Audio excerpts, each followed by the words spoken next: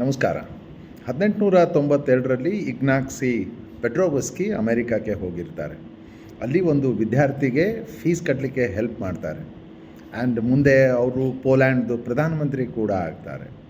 1919 ಮೊದಲನೇ ಮಹಾಯುದ್ಧ ಮುಗಿದ ಮೇಲೆ ಪೋಲ್ಯಾಂಡ್ ಆರ್ಥಿಕ ಮುಗ್ಗಟ್ಟು ಮತ್ತು ಆಹಾರದ ಕೊರತೆ, ಹಸಿವಿನಿಂದ ಬಳಲ್ತಿರ್ತದೆ. ಆವಾಗ ಅವರು ಅಮೇರಿಕಾದು ಏನು ರಿಲೀಫ್ ಅಡ್ಮಿನಿಸ್ಟ್ರೇಷನ್ ಇರ್ತದೋ ಅಲ್ಲಿಗೆ ಪತ್ರ ಬರೀತಾರೆ, ನಮಗೆ ಸಹಾಯ ಮಾಡಿ ಅಂತ ಹೇಳಿ. ಆ್ಯಂಡ್ ಆಶ್ಚರ್ಯ ಏನಂತಂದರೆ, ಇವರು ನಿರೀಕ್ಷೆ ಮಾಡಿದಕ್ಕಿಂತಲೂ ಹೆಚ್ಚಿನ ಪ್ರಮಾಣದಲ್ಲಿ ಮತ್ತು ಸೂಪರ್ ಫಾಸ್ಟಾಗಿ ಅವರಿಗೆ ಸಹಾಯ ಬರ್ತದೆ. ಇದನ್ನು ನೋಡಿ ಖುಷಿಯಾಗಿ ಅವರು ಅಮೇರಿಕಕ್ಕೆ ಹೋಗಿ ಥ್ಯಾಂಕ್ಸ್ ಹೇಳೋಣ ಅಂತ ಹೇಳಿ ಆ ಕಚೇರಿಗೆ ಹೋಗ್ತಾರೆ. ಕಚೇರಿಗೆ ಹೋಗಿ ಥ್ಯಾಂಕ್ಸ್ ಹೇಳಬೇಕಂದಾಗ ಎದುರು ಕೂತ ಅಧಿಕಾರಿ ಹೇಳ್ತಾನೆ, ಸರ್, ನೀವು ನನಗೆ ಥ್ಯಾಂಕ್ಸ್ ಹೇಳೋದು ಅಗತ್ಯ ಇಲ್ಲ.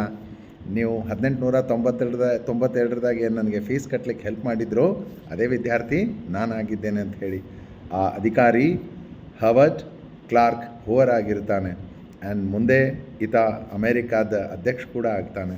ಆದ್ದರಿಂದ ನಿಮಗೆ ಸಂದರ್ಭ ಸಿಕ್ಕಾಗ ಸಹಾಯ ಮಾಡಿರಿ. ನೀವು ಮಾಡುವ ಸಣ್ಣ ಸಹಾಯ ಮುಂದೆ ಬೆಳಿಬಹುದು, ದೊಡ್ಡ ಪ್ರಭಾವ ಉಂಟು ಮಾಡ್ಬೋದು. ಸಹಾಯ ಮಾಡ್ತಾಯಿರ್ರಿ. ಜೈ ಶ್ರೀ ಕೃಷ್ಣ.